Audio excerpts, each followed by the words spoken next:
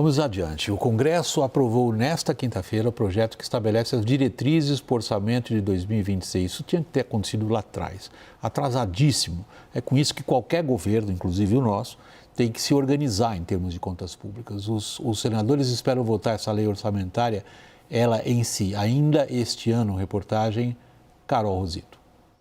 O projeto de lei de diretrizes orçamentárias para 2026 inclui um calendário de pagamento de emendas impositivas para o primeiro semestre do ano que vem. O texto prevê que 65% das emendas individuais e de bancada deverão ser pagas antes do início da campanha eleitoral. O calendário não constava na proposta enviada pelo governo. O relatório aprovado prevê que o executivo tenha que pagar 40,8 bilhões de reais em emendas impositivas em 2026. O projeto aprovado pelo Congresso inclui um trecho que permite ao governo ter em vista o piso e não o centro da meta fiscal ao limitar gastos públicos. Outro ponto acolhido desconsidera do cálculo da meta até 10 bilhões de reais em despesas destinadas a estatais que possuam um plano de reequilíbrio, como os Correios.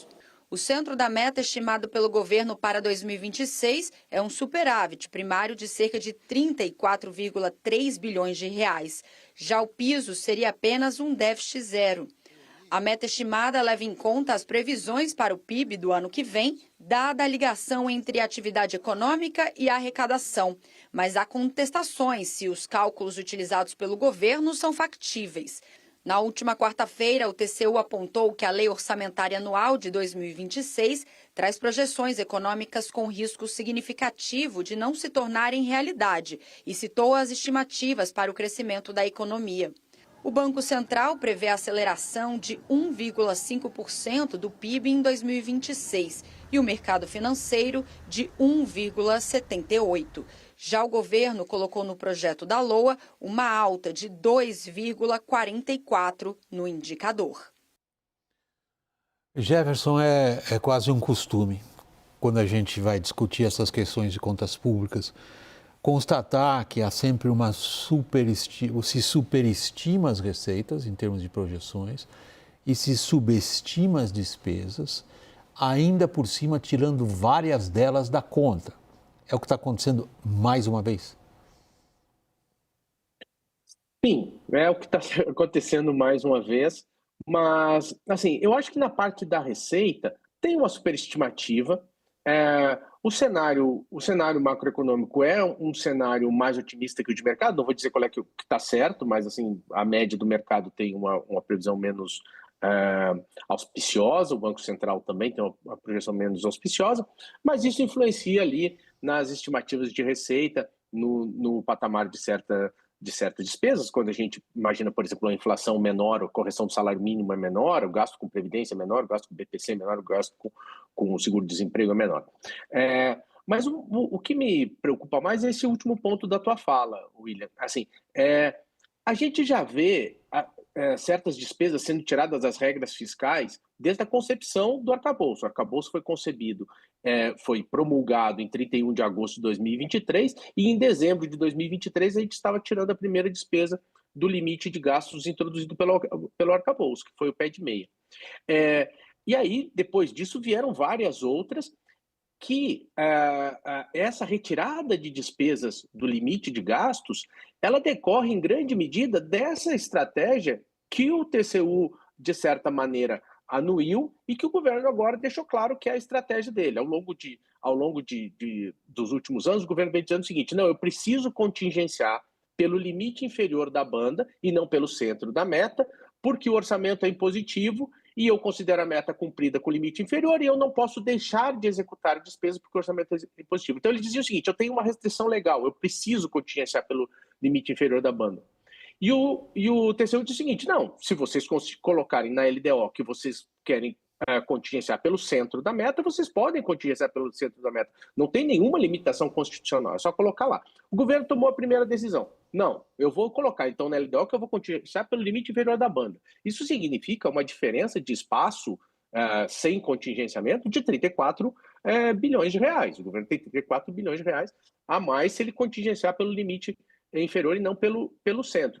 Mas qual é a consequência disso? Quando vem uma despesa inesperada, como foi as cheias no Rio Grande do Sul, como foram as queimadas, como foi o ressarcimento dos aposentados lesados na questão das contribuições associativas, se o governo está contingenciando pelo limite inferior, ele não tem um buffer, ele não tem um amortecimento, ele não tem como absorver o choque entre o centro da meta e o limite inferior. Então, como ele já está buscando o limite inferior, quando chega uma despesa nova, o caminho é: vou recorrer ao Congresso e pedir para tirar da regra, vou recorrer ao Supremo e vou pedir para tirar da meta. E aí o governo tem uma pretensão que é a seguinte: não, a cada ano eu vou fazendo a meta melhorar um pouquinho, o centro da meta, ainda que ele esteja buscando o limite é sempre do mesmo tamanho, então, teoricamente, a melhora seria igual, embora o nível fosse diferente. Então, a meta desse ano é 0, a meta do ano que vem é um superávit de 0,25, a gente sairia de um centro da meta de 0 para um superávit de 34 bilhões no ano que vem.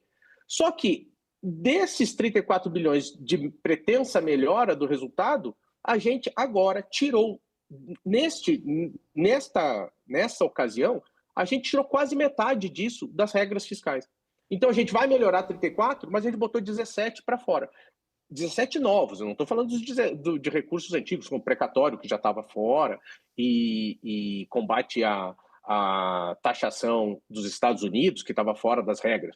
Só nos últimos dias foram 10 bilhões para o Correio, foram mais ou menos entre 1,5 e 2 bilhões de recursos novos do Fundo Social, que foram direcionados para a saúde e educação, que também foram tirados das regras fiscais, e mais 5 bilhões para a defesa.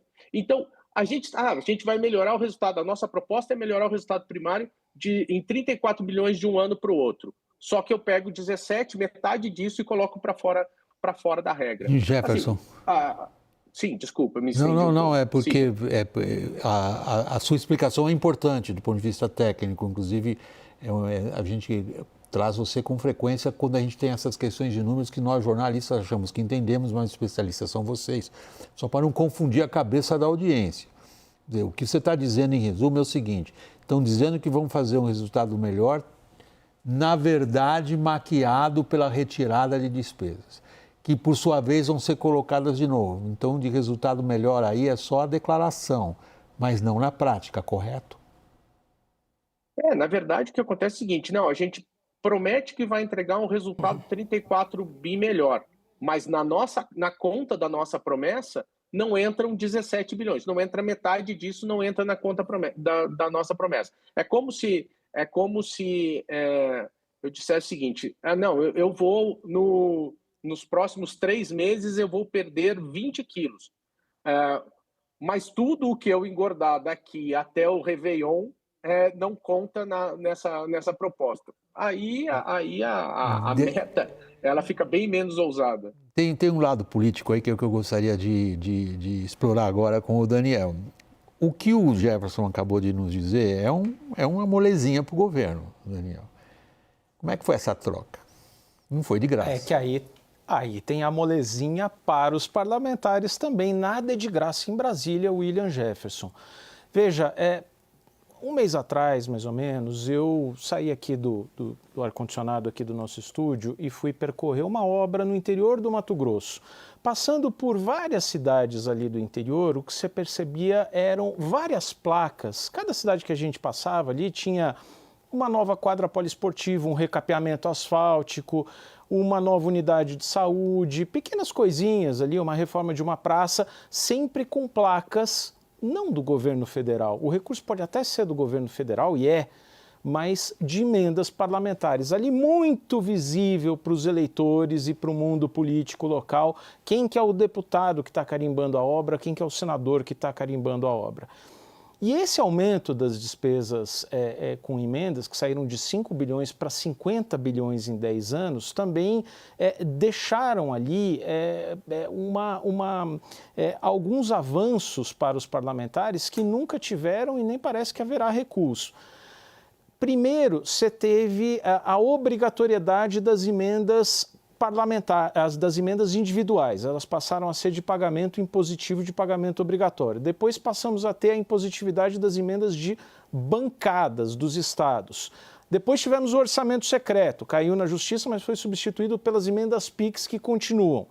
E agora a novidade aprovada pela LDO é que teremos um calendário de pagamento obrigatório de 60% a 65% das emendas individuais, já impositivas, mas o governo podia pagar em qualquer momento do ano. Por exemplo, às vésperas de uma votação importante, de uma PEC, da entrega de algum compromisso ali importante com o parlamento. A partir de agora, se isso não for vetado e não há indicação de que vai ser, foi um acordo com o governo, a gente vai ter a seguinte situação: precisa pagar 65% no primeiro semestre, óbvio, antes da campanha, produzindo efeitos ali em outubro, que é quando os deputados vão ter que renovar seus mandatos. O que a gente vê historicamente com governos fracos, os parlamentares avançam mesmo, e para cada avanço não há recuo posterior. Jefferson, eu queria a sua avaliação, a sua interpretação, como fica a dívida pública com os números hoje apresentados? Que efeito vai ter sobre ela? Tem uma expressão que eu já vi ser usada aí no programa mesmo. A dívida é o gabarito da política fiscal. Então, assim, o argumento de que não, nós estamos melhorando significativamente o resultado primário nos últimos anos, nós estamos fazendo um enorme esforço fiscal, nós estamos equilibrando as contas, e a dívida terá crescido 12 pontos percentuais do PIB ao longo deste mandato. A dívida, o 2023 começou com a dívida em 71,7% do PIB e vai terminar o mandato superior a 83% do PIB. A questão não adianta eu ficar dizendo que eu melhoro, a melhora do resultado primário que vem do arcabouço, que é gerada pelo arcabouço, é uma melhora muito tímida, é uma melhora ali de 0,2 pontos percentuais do PIB por ano. A melhora que o governo promete na velocidade de recuperação do resultado primário é um pouco maior, 0,25%, 0,5% ao ano, no centro da meta. Mas se eu fico tirando coisas da meta, não importa qual é o número que eu estou focando como sendo da meta, como cumprimento formal da meta, se fora da meta eu estou gastando 50 e tantos bilhões em precatórios, estou gastando 5 bilhões em defesa, 10 bilhões com correio. Assim, o que a meta serve de referência? A meta é uma referência para o esforço fiscal que eu estou disposto a fazer para controlar a dívida. Mas se a minha meta desconsidera um volume significativo de despesas, aquele objetivo da meta, que é controlar a dívida, se perde. Fica esvainecido num monte de exceções, às regras. E o Daniel tocou num ponto bem importante, bem disruptivo. É a primeira vez que o governo assume um compromisso de pagamento. A Constituição tornava impositiva a execução, e execução é empenhar as emendas, não pagar. Pagar é uma questão de administração de fluxo de caixa. Teoricamente, isso é uma responsabilidade específica do Ministério da Fazenda ou da Secretaria do Tesouro Nacional, o controle do fluxo de caixa, ou seja, eu não posso garantir que eu vou pagar, pode ser que eu não tenha dinheiro. E aí assumir um calendário de pagamento, o governo sempre foi contra. O governo foi contra o ano passado, o governo prometeu vetar qualquer cronograma impositivo. E esse ano acabou aceitando, justamente numa discussão que pareceu ali uma barganha em relação à possibilidade de manter o foco no limite inferior da banda de resultado primário e não no centro. E no pacote também veio correção de salário de carreiras do Legislativo. A negociação foi ampla, que levou a uma lei de diretrizes orçamentárias muito mais frouxa do que nos outros anos. Temos o Congresso vitorioso nesse embate, Daniel? Temos interesses específicos vitoriosos. Outro ponto, outra novidade, outro dispositivo inovador, digamos, desta LDO, foi a inclusão de 2 pontos ali numa blindagem orçamentária. Dispositivos que colocam ali agências reguladoras e o seguro rural, que é muito caro para a bancada ruralista e para o agro como um todo, como não sujeitos ao contingenciamento orçamentário. É verdade, William, o agro está sofrendo, não consegue contratar seguro rural porque não tem orçamento para subvenção, senão fica muito caro. É verdade também que a gente viu situação nesse ano de quase paralisia das agências reguladoras. A ANAC não estava emitindo brevet, a ANP não estava conseguindo fiscalizar imposto de gasolina, a qualidade dos combustíveis. A ANEEL estava cortando fiscalização de distribuidora sobre blackout de energia elétrica. Isso é grave. Agora, quando a gente olha ali toda a relação de organismos ou programas que vão ficando não sujeitos a contingenciamento, essa lista vai aumentando e vai tirando a possibilidade do governo de fazer o seu próprio gerenciamento ali de fluxo de caixa, coisa que o Jefferson domina perfeitamente como ex-secretário do Tesouro. Ou seja, além de despesas discricionárias cada vez menores para o governo, vai ficando mais difícil também contingenciar.